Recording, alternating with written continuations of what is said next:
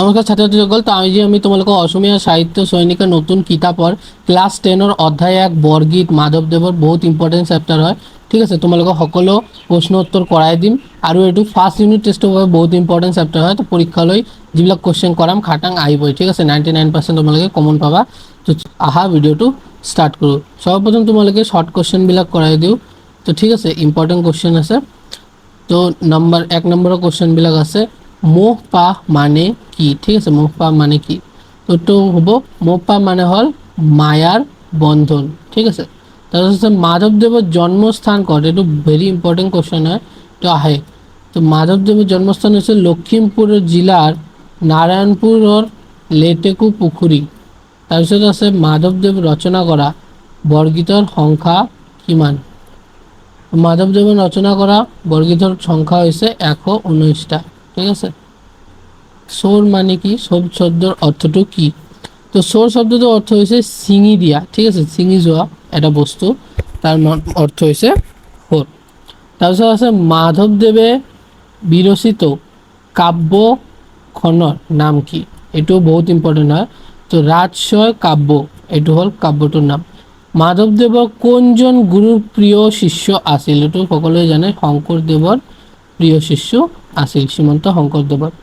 তাৰপিছত নামঘোষা আৰু কি নামেৰে জনা যায়? নামঘোষাক হেজৰী ঘোষা নামেও জনা যায়, হেজাৰী ঘোষা। ঠিক আছে, অৰ্জুন ভজন, ঠিক আছে, অৰ্জুন ভজন নাটকখন কোনে ৰচনা কৰিছিল? তো এইটো শ্ৰী শ্ৰী মাধৱদেৱে ৰচনা কৰিছিল। কবি কিহত আতুৰ হোৱা বুলি কৈছে? কবি ইয়াত বিষয় বাচনাত আতুৰ হোৱা বুলি কৈছে।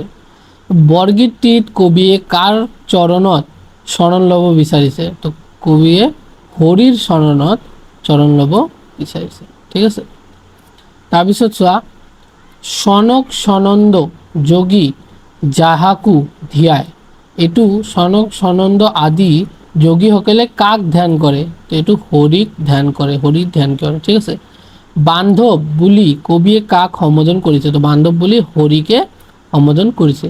মাধৱদেৱৰ সাহিত্যিক জীৱনৰ কীৰ্তিস্তম্ভ বুলি কাক কোৱা হয়? তো নামঘোষাক কোৱা হয়। এইটো বহুত ইম্পৰ্টেণ্ট কুৱেশ্যন হয়।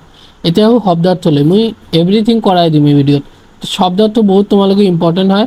যাহাকু মানে কি? যিজনক। ঠিক আছে, যিজনক। ধ্যায়, ধ্যায় মানে হ'ল ধ্যান কৰে। নিগম, নিগম মানে হ'ল নিগম শাস্ত্ৰ। বিষয় বিকলে মানে হ'ল সাংসাৰিক দুখ কষ্ট। ঠিক আছে, শৰণ মানে আশ্ৰয় লোৱা। ঠিক আছে, এতিয়া আছে চোৰ, চোৰ মানে মই পঢ়িলোঁ ছিঙি যোৱা বা ছিঙি দিয়া।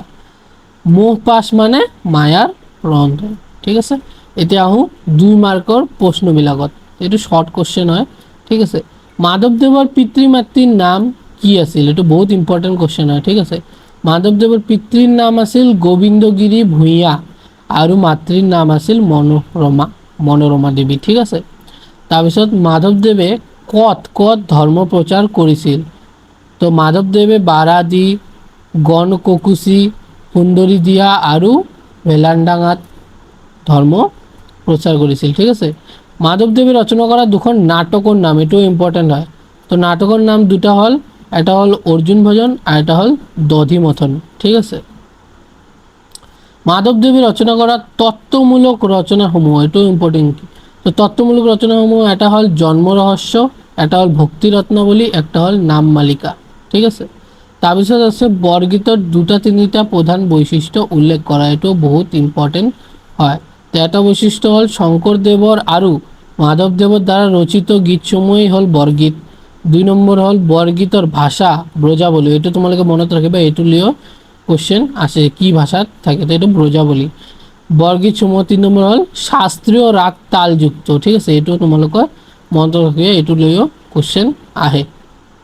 তাৰপিছত চোৱা 6 নম্বৰটো আছে আতুৰ ভৈলহা হৰি বিষয় বিকলে। আতুৰ ভৈলহা বিষয় বিকলে মানে কি? ইয়াত বিষয় বিকলে হ'ল সাংসাৰিক দুখ কষ্ট। তাৰপিছত আছে তোমাৰ চৰণ 2 মোৰ মহাধন। মহাধন মানে কি বুজাইছে? তো মহাধন মানে ভগৱানৰ চৰণ, ইয়াত মোৰ চৰণ। ঠিক আছে, ইয়াত কৃপা কৰা নাৰায়ণ চোৰ মোহ পাশ। তো মোহ পাশ মানে কি? তো মোহ পাশ মানে মায়াৰ বাঁধন, এইটো আমি জানো। এতিয়া 3 নম্বৰৰ প্ৰশ্নবিলাকত। ঠিক আছে, তো ব্ৰজাৱলী ভাষাৰ ওপৰত চমুকৈ টোকা লিখা, এইটো তোমালোকে দি দিয়ে। তো ব্ৰজাৱলী ভাষা এক প্ৰকাৰৰ কৃত্ৰিম সাহিত্যিক ভাষা। তো শংকৰদেৱৰ সময়তে অসম, বংগ আৰু উৰিষ্যাত ভগৱান শ্ৰীকৃষ্ণৰ লীলা বিষয়ক গীত পদ, ঠিক আছে, ৰচনাৰ বাবে এই ভাষা ব্যৱহৃত কৰা হৈছিল। ব্ৰজাৱলী ভাষাৰ মূল ভেটি মৈথিলী ভাষা, এইটো তোমালোকৰ ভেৰি ইম্পৰ্টেণ্ট হয়। ব্ৰজাৱলী ভাষাৰ মূল ভেটি হ'ল মৈথিলী ভাষা, ঠিক আছে। তাৰপিছত 2 নম্বৰ, নেৰিবা বান্ধৱ মোক জীৱনে মৰণে, কবিয়ে জীৱনে মৰণে নেৰিবাক বাবে কাক অনুৰোধ কৰিছে? তো এইটো কবিয়ে হৰিক জীৱনে মৰণে নেৰিবৰ বাবে অনুৰোধ কৰিছে, ঠিক আছে। এতিয়া হ'ল লং কুৱেশ্যন, 5 নম্বৰৰ কুৱেশ্যন। তো 5 নম্বৰৰ কুৱেশ্যন কি আছে? মাধৱদেৱৰ ৰচনাসমূহ কেইটা ভাগত ভগাব পাৰি আৰু ভাগকেইটাৰ নাম লিখা। তো মাধৱদেৱৰ ৰচনাসমূহ আমাৰ 4টা ভাগত ভাগাব পাৰি। নাম হ'ল আখ্যানমূলক ৰচনা, ৰাজসূয় কাব্য, আদিকান্ত ৰামায়ণ আৰু তত্ত্বমূলক ৰচনা। এই 4টা তোমালোকে মনত ৰাখিবা, ঠিক আছে, এইটো ইম্পৰ্টেণ্ট হয়। তাৰপিছত আৰু আছে জন্ম ৰহস্য, ভক্তি ৰত্নাৱলী আৰু নামমালিকা, ঠিক আছে। তাৰপিছত নাট কি কি আছে? অৰ্জুন ভঞ্জন। ঝুমুৱা কি কি আছে? চোৰ ধৰা, পিম্পৰা গুচোৱা, ভূমি লটোৱা, তাৰপিছত ভোজন বিহাৰ। এগুলো হ'ল 4টা ভাগত, ঠিক আছে। তাৰপিছত 14 নম্বৰ আছে সনক সনন্দ যোগী যাহাকু ধিয়ায়, সকল নিগমে যাক বিচাৰি নাপায়। ইয়াত কবিয়ে কি প্ৰসংগত কাৰ বিষয়ে আৰু কিয় এনেদৰে কৈছে? এইটো বহুত ইম্পৰ্টেণ্ট হয় তোমালোকৰ। তো ইয়াত কবিয়ে হৰিৰ অপাৰ মহিমাৰ কথা কৈছে। সনক সনন্দ আদি যোগাদীসকলেও হৰিক ধ্যান কৰে আৰু নিগম শাস্ত্ৰও তেওঁৰ মহিমাৰ সীমা বিচাৰি নাপায়। সেইবাবে কবিয়ে কৈছে যে সাধাৰণ মানুহৰ বাবে হৰিৰ মহিমা বুজাটো অসম্ভৱ। সেয়েহে তেওঁ হৰিক জীৱনে মৰণে নেৰিবৰ বাবে প্ৰাৰ্থনা কৰিছে। তাৰপিছত আহো দীঘল কুৱেশ্যন আছে, এক্সাম মোষ্ট ইম্পৰ্টেণ্ট। বৰগীতৰ ৰচকৰ চমু পৰিচয়। তো বৰগীতৰ ৰচককে নৱবৈষ্ণৱ ধৰ্ম অন্যত প্ৰচাৰক শ্ৰী শ্ৰী মাধৱদেৱ। তাৰ জন্ম কেতিয়া হৈছিল?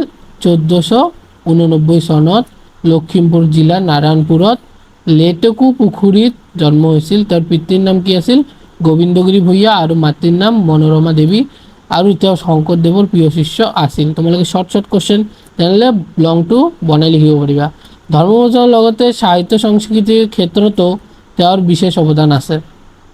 তেওঁৰ সাহিত্যিক জীৱনৰ কীৰ্তিস্তম্ভ হৈছে নামঘোষা বা হেজাৰী ঘোষা, এইটো হ'ল নামঘোষাৰ এটা নাম। তেওঁ অন্যান্য ৰচনাসমূহ হৈছে ৰাজসূয় কাব্য, আদিকান্ত ৰামায়ণ, জন্ম ৰহস্য, ভক্তি ৰত্নাৱলী, নামমালিকা, অৰ্জুন ভঙ্গন আৰু দধিমথন আদি, ঠিক আছে। এতিয়া হ'ল 2 নম্বৰলৈ বৰগীতটিৰ মূল ভাৱ লিখা। তো বৰগীতটিৰ মূল ভাৱ হ'ল এই বৰগীতত হৰিৰ আপাৰ মহিমাৰ বৰ্ণনা কৰা হৈছে। সনক সনন্দ আদি যোগাদীসকলেও হৰিক ধ্যান কৰে, ঠিক আছে, কিন্তু তেওঁ মহিমাৰ সীমা বিচাৰি নাপায়। সাংসাৰিক দুখ কষ্ট জৰ্জৰিত ভক্তি হৰিৰ চৰণত আশ্ৰয় বিচাৰে। ভক্তৰ বাবে হৰিৰ চৰণ যুগলেই পৰম ধন আৰু জীৱনৰ একমাত্ৰ আশ্ৰয়। কাৰণে কবিয়ে হৰিক জীৱনে মৰণে কেতিয়াও লগ নৰিবলৈ কাতৰ প্ৰাৰ্থনা জনাইছে। এতিয়া হ'ল ব্যাখ্যা। এইটো হ'ল মোষ্ট এক্সপেক্টেড ব্যাখ্যা। তোমালোকে এই 4টা আহিব পাৰে ফাৰ্ষ্ট ইউনিট টেষ্টত। সনক সনন্দ যোগী ধায় সকল নিগমে যাক বিচাৰি নাপায়, এই ব্যাখ্যাটো আহিব পাৰে। তাৰপিছত সহস্ৰ বয়নে যাৰ নাপাব সীমা, অধনে জীবন যেনে তোমাৰ মহিমা। তাৰপিছত আতুৰ বৈলাহ হৰি বিষয় বিকলে কৰিব উদ্ধাৰ মোক চৰণ কমলে। আৰু 4 নম্বৰটো হৈছে তোমাৰ চৰণ দি মোৰ মহাধন ভকতৰ জনে দিছে তুমি সে জীবন। এই 4টা ব্যাখ্যা পৰীক্ষাৰ বাবে বিশেষ গুৰুত্বপূৰ্ণ। তোমালোকে যদি একোৱে নপঢ়া এই পাৰ্ট কেইটা পঢ়ি যোৱা, এই টপিক কেইটা। মাধৱদেৱৰ এটা চমু পৰিচয়, বৰগীতৰ বৈশিষ্ট্য, ব্ৰজাৱলী ভাষাৰ বিষয়ে এটা টোকা, বৰগীতৰ মূল ভাৱ, মাধৱদেৱৰ ৰচনাসমূহ 4টা ব্যাখ্যা পঢ়া আৰু সকলো পদাৰ্থ পঢ়া। এতিয়া এডিশ্যনেল ইম্পৰ্টেণ্ট কুৱেশ্যনো আছে তোমালোকৰ বাবে। এতিয়া আছে ফাৰ্ষ্ট ভেৰি শ্বৰ্ট, এইটো ভিতৰুৱা কুৱেশ্যন। মাধৱদেৱৰ জন্ম কোন চনত হৈছিল? তো এইটো 1489 খ্ৰীষ্টাব্দত মাধৱদেৱৰ জন্ম হৈছিল। মাধৱদেৱ কোন ধৰ্মৰ অন্যতম প্ৰচাৰক আছিল? তো মাধৱদেৱে নৱ বৈষ্ণৱ ধৰ্ম, ঠিক আছে, তোমালোকে এইটো লিখিবা। তাৰপিছত নামঘোষাত কিমানটা ঘোষা আছে? তো নামঘোষাত 1000টা ঘোষা আছে। বৰগীতৰ ভাষা কি? বৰগীতৰ ভাষা ব্ৰজাৱলী, ঠিক আছে। বৰগীত কিহৰ সৈতে জড়িত? বৰগীত শাস্ত্ৰীয় ৰাগ তালৰ সৈতে জড়িত। শৰ্ট নোট, তোমালোকে নামঘোষাটো পাবা ইয়াত, যে নামঘোষা মাধৱদেৱৰ সাহিত্যিক জীৱনৰ শ্ৰেষ্ঠ কীৰ্তি। এই গ্ৰন্থখনত 1000টা ঘোষা আছে, সেইবাবে ইয়াক হেজাৰী ঘোষা বুলি কোৱা হৈছে। এইটো তোমালোকৰ একটা কোৱেশ্চন হৈ গ'ল, যে নামঘোষাক কিয় হেজাৰী ঘোষা বুলি কোৱা হয়, ঠিক আছে। এই গ্ৰন্থটো ভক্তি, ঈশ্বৰৰ মহিমা আৰু নাম ধৰ্মৰ বিষয়ে আলোচনা কৰা হৈছে। তাৰপিছত আছে হেজাৰী ঘোষা। তো নামঘোষাৰ আন এটা নাম হৈছে হেজাৰী ঘোষা। 1000টা ঘোষা থকাৰ বাবে এই নামটো দিয়া হৈছে, ঠিক আছে। MCQ তোমালোকৰ অবজেক্টিভ কোৱেশ্চন কৰাই দি আছোঁ, যে বৰগীতক ৰচক কোন? তো বৰগীতৰ ৰচক কোন? ইয়াত লক্ষ্মীনাথ বেজবৰুৱা দিয়া আছে, মাধৱদেৱ দিয়া আছে, হেমচন্দ্ৰ গোস্বামী দিয়া আছে, আনন্দধৰ। তো তোমালোকে কি জানা, যে মাধৱদেৱ হ'ল এইটোৰ ৰচক, ঠিক আছে। শংকৰদেৱ দিয়া থাকিলে তোমালোকে শংকৰদেৱ নিলিখিবা, তোমালোকে মাধৱদেৱে লিখিবা কিন্তু, হা, বহুতো তোমালোকৰ কনফিউজন হৈ যায়। তো এইটো মাধৱদেৱ। তাৰপিছত নামঘোষা কি নামেৰে জনা যায়? এইটো মই পঢ়িলোঁ, ইয়াত আছে কীৰ্তন, ভাগৱত, হেজাৰী ঘোষা আৰু নামলিকা। তো মই জানো ইয়াক হেজাৰী ঘোষা বুলি জনা যায়, কাৰণ ইয়াত 1000টা ঘোষা আছে, ঠিক আছে। বৰগীতৰ ভাষা কি? তো বৰগীতৰ ভাষা ইয়াত দিয়া আছে অসমীয়া, সংস্কৃত, ব্ৰজাৱলী, হিন্দী। আমি জানো এইটো ব্ৰজাৱলী ভাষা, ঠিক আছে। মাধৱদেৱৰ প্ৰিয় গুৰু কোন? তো মাধৱদেৱৰ প্ৰিয় গুৰু হৈছে শংকৰদেৱ, এইটো মই জানো, প্ৰিয় শিষ্য আছিল শংকৰদেৱৰ। এইটো নহ'ব, এইটো হৈ যাব, ঠিক আছে। তাৰপিছত ওৱান লাইন ইম্পৰ্টেণ্ট এনচাৰ লৈ আছোঁ, প্ৰত্যেকটা ভিতৰত যিমানটা কুৱেশ্যন হ'ব পাৰে সকলো মই আজি সমাধান কৰিম। কবিয়ে কাক বান্ধৱ বুলি সম্বোধন কৰিছে? তো হৰিক কৰিছে। কবিৰ মহাধন কি? কবিৰ মহাধন হৰিৰ চৰণ যুগল। কবিয়ে কিহৰ পৰা উদ্ধাৰ বিচাৰিছে? তো কবিয়ে বিষয় বাসনা আৰু মায়া মোহৰ পৰা উদ্ধাৰ বিচাৰিছে। ভক্তৰ জীৱনস্বৰূপ কোন? হৰি। কবিয়ে কাৰ কৃপা বিচাৰিছে? কবিয়ে নাৰায়ণৰ কৃপা বিচাৰিছে। নাৰায়ণ কোন হয়? নাৰায়ণ হৈছে এই হৰি, ঠিক আছে, কনফিউজন নকৰিবা তোমালোকে। আচ্ছা, most important question of the exam. তো ফাৰ্ষ্ট ইউনিট টেষ্টৰ বাবে এইবিলাক ইম্পৰ্টেণ্ট হয়। মাধৱদেৱৰ চমু পৰিচয়, বৰগীতটিৰ মূল ভাৱ, ব্ৰজাৱলী ভাষাৰ টোকা, ঠিক আছে, বৰগীতৰ বৈশিষ্ট্য, তাৰপিছত মাধৱদেৱৰ ৰচনাসমূহ, সনকানন্দ যোগী ব্যাখ্যাটো, তাৰপিছত সহস্ৰ বয়নে যাৰ ব্যাখ্যাটো, আৰু আতুৰ ভৈয়া হৰি ব্যাখ্যাটো। তোমাৰ চৰণ 2 এই ব্যাখ্যাটো ইম্পৰ্টেণ্ট। তো যদি সময় না থাকে এই 9টা প্ৰশ্ন কৰি যাবা, তোমালোকে ইউনিট টেষ্টত 90% কমন পাই যাবা, ঠিক আছে। তো এতিয়া এই ভিডিঅ'টো মই এতিয়াই সমাপ্ত কৰোঁ। আৰু কি কি ভিডিঅ' লাগে তোমালোকে কমেণ্টে কৈ থাকিবা, ঠিক আছে।